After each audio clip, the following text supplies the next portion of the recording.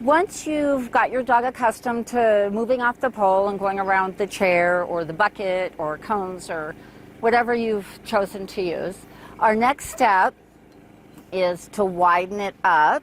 So here we've put 3 chairs. You could put cones, buckets, whatever you have, and we're going to ask the dog then to move around all of them, again going both directions.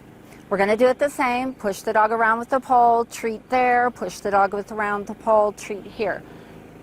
When we get to this section here, if the dog wants to come in between the chairs, we're just going to add pole pressure so they understand just to continue out around. Once you get them fluid and moving and understanding this exercise, this is a place then when we can start to add in directional commands. So we use go by for clockwise.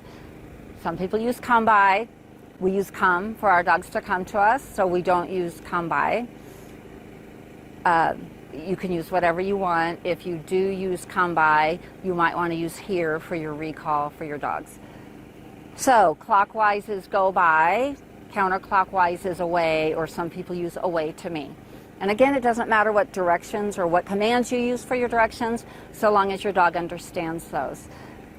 Just like the other commands, this is one of those things that when the dog starts understanding a word applied to a behavior off of stock when they can think, when you go onto stock, it can help your cause.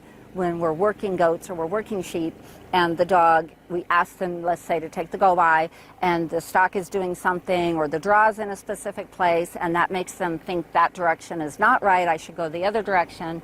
It's harder sometimes to teach them what the directional commands are and make sure that they're doing what you're asking.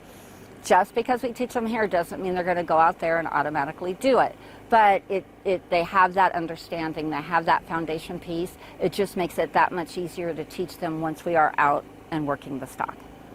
All right, this is Lark, and she's going to show us how to do this today.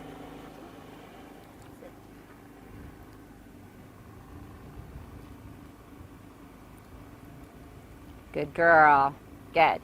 You see how she needed that extra pole pressure between those first 2 chairs because she was going to go actually between those and come back to Megan. Good. And both directions, if you notice, it's the first 2 chairs that she wants to come into, not the second one. There. Good. And you see her understanding that better. Megan was right there on that time, knowing that she needed to put pressure between the first 2 chairs. There she goes. Good girl. Good job. So adding that extra pressure in, and you notice then when she did that, she kept herself out on the last part. So you can see how this is going to help the dog to understand, to move off the pole, go out around, and then you can add your directional commands to this as you progress along.